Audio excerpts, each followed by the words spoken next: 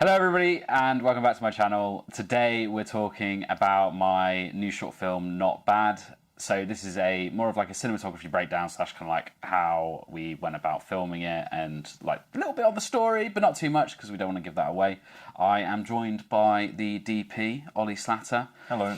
As well. So we're going to like dive in, talk about a few frames, how we went about it, what we were trying to achieve and that sort of thing. So we'll run the trailer now. And there's a trailer going on. I think I just struggle when I feel like I'm out of control, like I knew things were going to get serious and I just wanted to stop it, or just to be able to stop it. But why not just let it happen?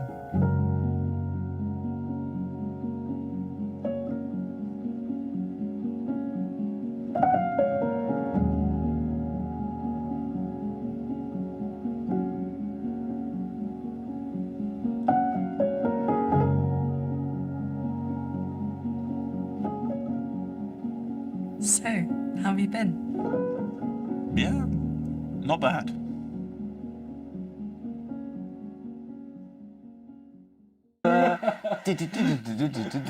Welcome back, and I hope you enjoyed the trailer. Obviously, it's not out just yet, so you've got to stay tuned for it. You can follow, and hopefully you'll see it at some point.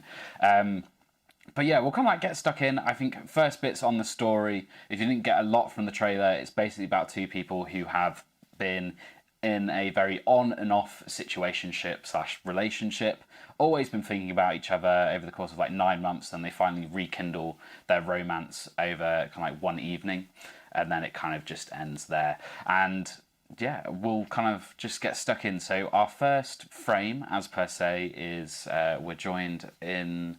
This is literally the first frame of the film, actually. So it's right at the start, and it's nighttime on our character's first date. Right. Nice. Ollie, what do we have in front of us here? So we've got a car in the woods. Yeah. And we've got some practicals from the car, the brake lights and the lights on, I think they were on high beam for the front. Yeah. And then we've got two interior lights, which are very warm. And then we've got the moonlight off the 600 watt. So...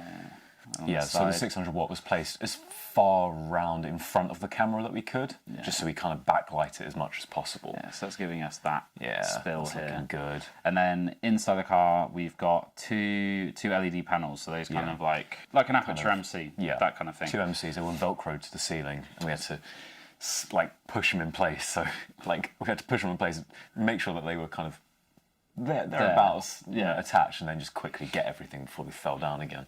Because you're in such an intimate environment together in like the front of the car, we're kind of like trying to create that. So that's why you've got this hint of the warmth inside and the cold outside. Obviously, the cold side of things where the moon is, that's just trying to like more give us atmosphere and ambience. And then the main thing is the warmth inside the car. We have cut in from the prior shot, which is just at the back of the car, and gone round to the front now. So we're just sort of like seeing what's inside. Blocking wise, we're kind of like getting into the story. They're showing those more intimate moments now within the car. Kind of like lighting wise, I believe. So once again, we've got those same LED panels, don't we? Yeah, we do. So we've got the two panels at the top. For the back seat one in this shot, we turned it right down. Okay. So top of the heads weren't clipping, and then we boosted the front one up just to kind of give them a bit of key. So that's giving all of this, isn't it? Yeah. So, kind of like those hot spots, but luckily it's descending really nicely into shadow. It's soft as well. It's got that warm glow. I wanted a lot of that kind of like warmly homely feel here, because obviously they're kind of like getting really close and getting to know each other and that sort of thing. It kind of represents as well, I think, that warmly homely feel kind of represents their relationship together, is that they both feels like home with each other. So we had a strip LED panel, and that was just 100%, was it, I think it was 6,000 Kelvin, and that was just like 5 or 6 meters away from the car, and that was just giving us a little bit of context there and there as well. So. Gives you a bit more of an edge as well, kind of helping to, I think it's nice in these sorts of moments to have the details and the little things, because, I mean, we can be quite abstract in this sort of thing. We're not trying to be realistic. It is like this dream sequence, so it's got to look as abstract and fun and playful as possible. Obviously, with the main focus being our two main characters. Once again, this is on the anamorphic lens as well.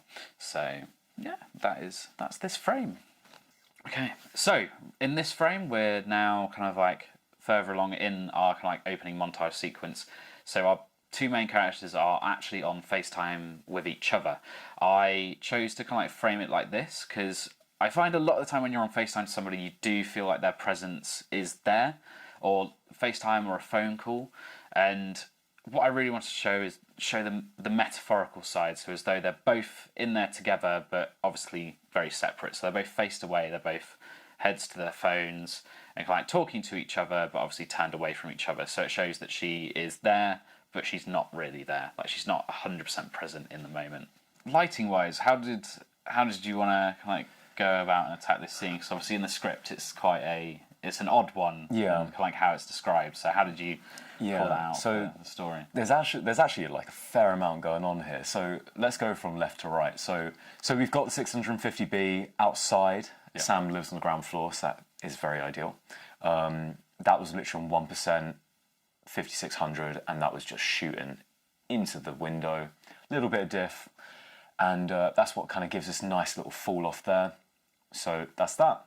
On the phones, I made the actors go onto Google and get a blue screen, and then turn their brightness to 100%.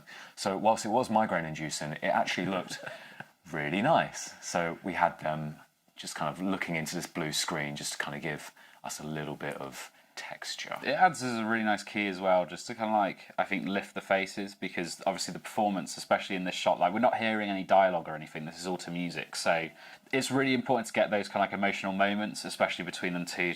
We've got practical here, and that's just literally just a bedroom light, just doing its thing, but we did stick a panel behind these boxes which kind of complements that light and motivates it a little bit.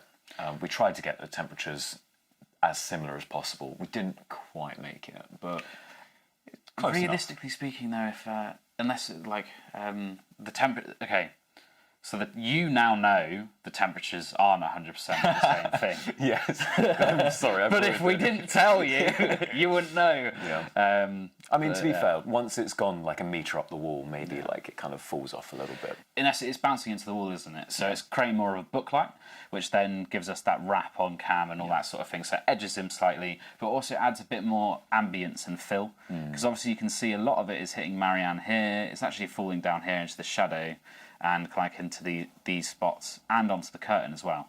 So you're getting a lot of this fill just from adding that LED panel in the corner. So it's just lifting the scene a bit more, giving us a bit more to, I think, play with on the latter as well. So yeah, that's this frame. So in this frame, we are midway through kind of like our montage within the montage of this opening sequence that we're doing. And we're seeing 9 months roll by. To do that, we're stuck in this one kind of like frame and position, and it's locked off, just the camera, and the scene changes in front of it. But how we've done this is we've got the calendar is our main thing that shows the months going by. We've also lit it in a certain way per month where the lighting changes and all that sort of thing, as the sun would monthly. So we stuck a GVM 650B just outside your window. We actually put it on 4000 Kelvin.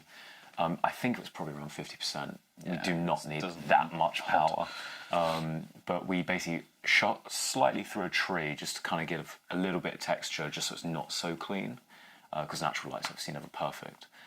You've got a couple, shadows here. These are just from you can see the actual shape of the window from there. And then over here we just had a little panel, just nice warm panel, 3200, just kicking up, just so we have a little bit of elevation there.